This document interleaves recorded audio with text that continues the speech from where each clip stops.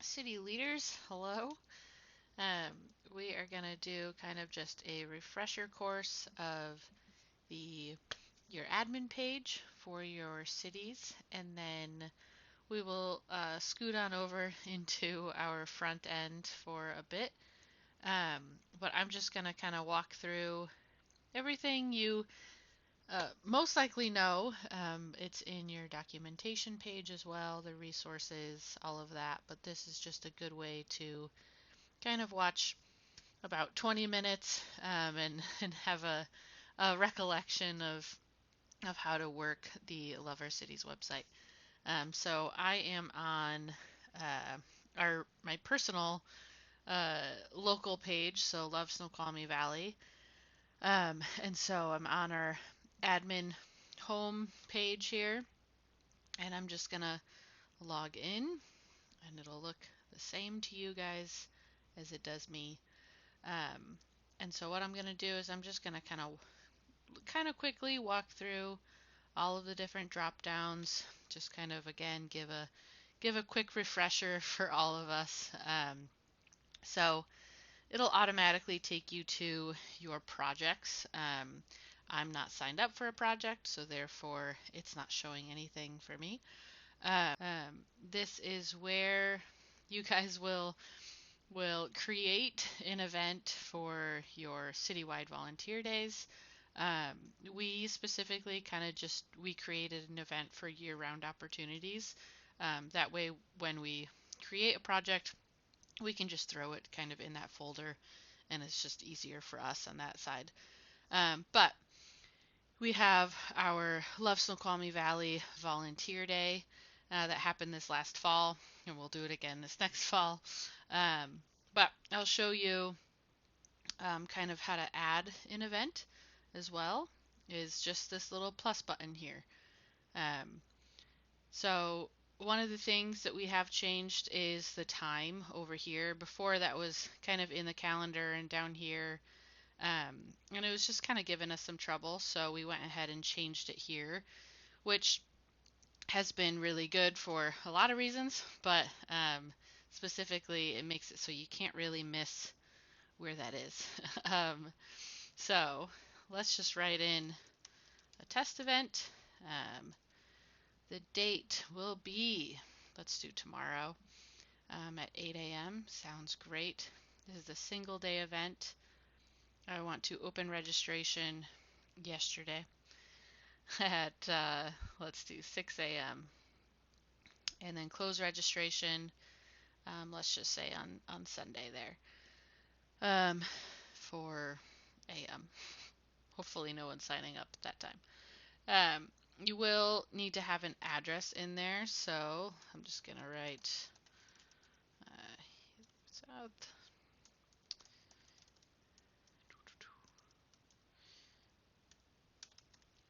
And this is important to know is just to remember your status of your event. So if your status of your event is in draft mode, even if your projects are published, they will not show up on your front end.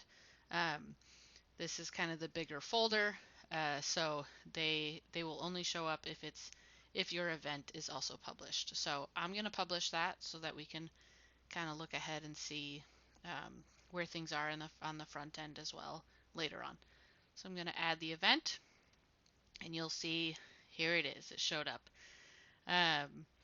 And again, you can edit it from there. You can delete it. You can kind of just check, okay, this is the date that we have set, the registration we have set, and then you could view the projects underneath that. So you can get to your projects either through this button here or go into projects from up here. And this shows us all our projects. So right now I'm going to click on the test event. We don't have any projects in it because we've not created any. But I'm going to, just for reference, kind of go back to our volunteer day. As you can see, there's a bunch of the information that is really helpful to see after your event. How many projects, how many volunteers, volunteer hours, the amount of money in service hours, etc. Um, but these were our projects from this last fall, and um, there's a couple of different things that you can do with these. So from here you can download the list of a few different things. So list of just the projects in general. If you just want an Excel sheet of really just kind of it's black and white information.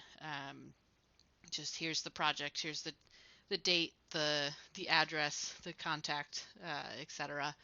The volunteers, you can download a list of every volunteer that is um, signed up for any one of these projects within this event. Or you can download a check-in sheet for a PDF. And so that is really helpful day of to just have the check-in sheet. You can see if anyone's missing anyone's missing their waiver form, etc. Or just see, hey, sign in here and make sure everyone has showed up.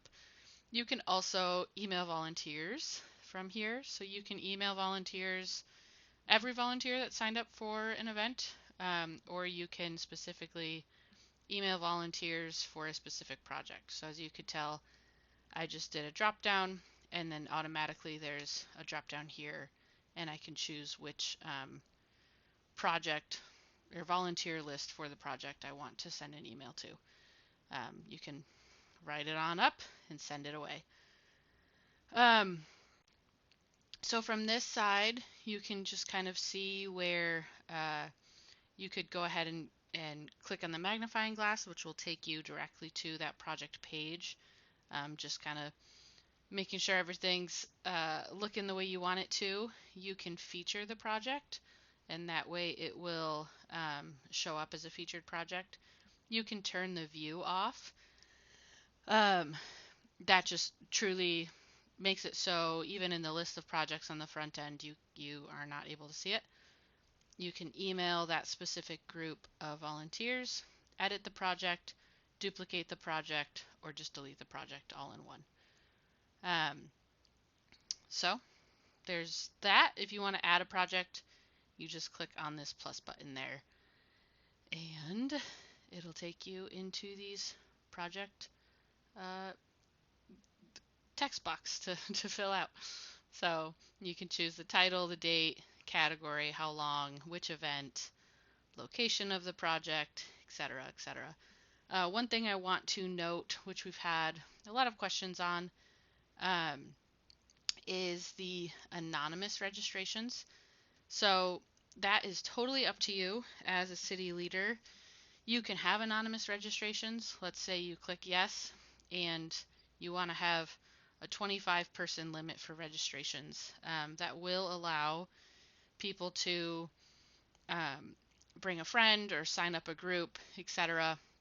But with that, those anonymous registrants will not have a waiver signed. And so that is something just for you to know.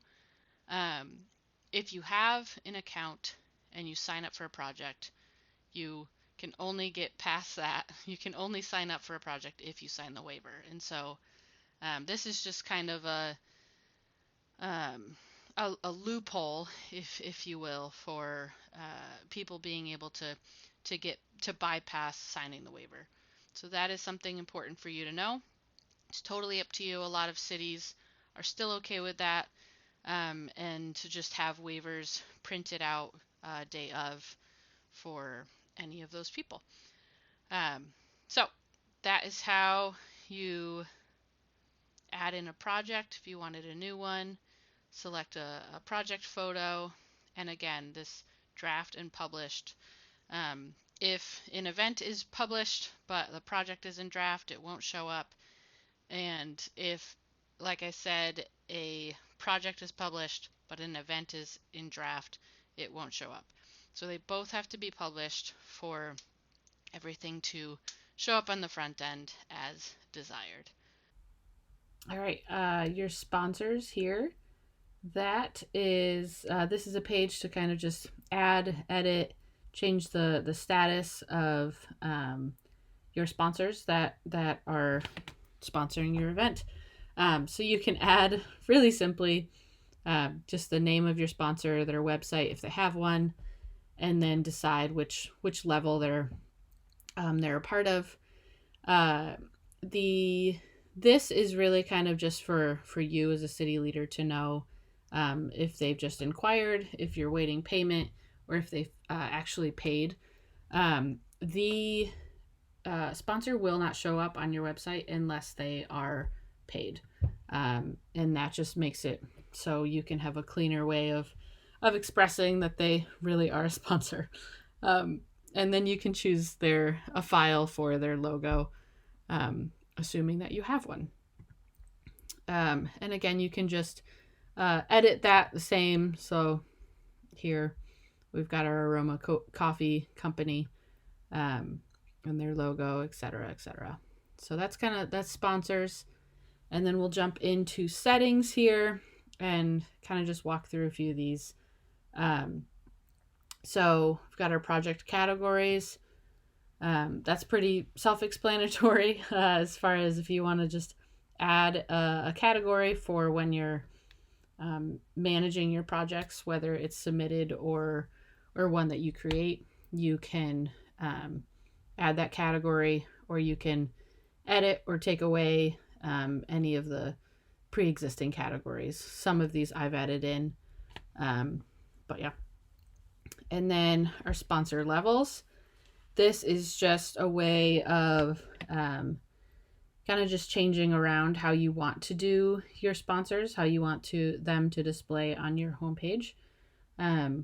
You can edit and change, check these boxes, change the name, make their logo a specific size, and go from there.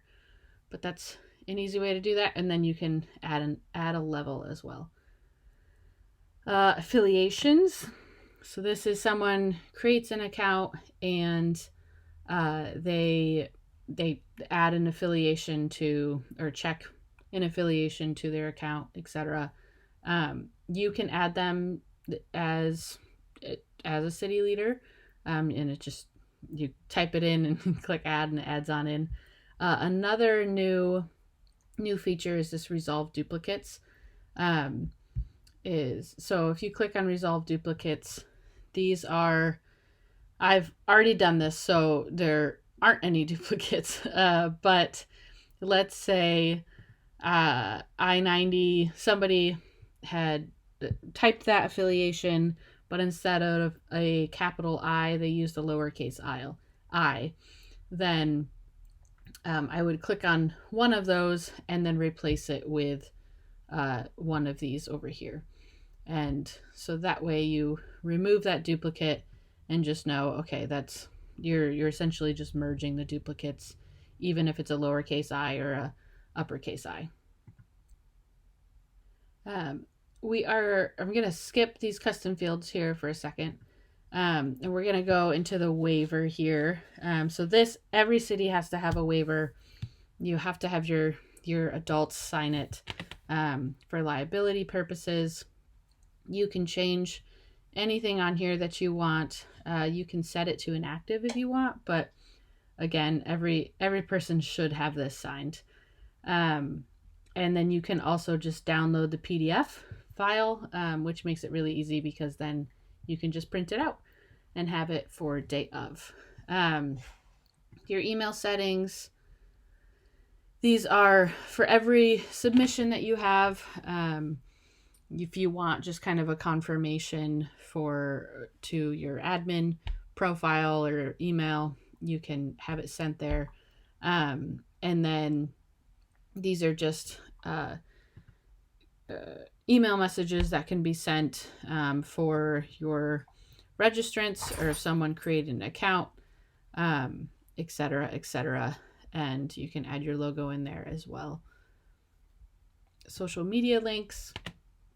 This is at the bottom of your front end page, and so you can change those links. You can add Twitter, YouTube, etc. if you want to. Click update and it'll change in your footer on your front end side.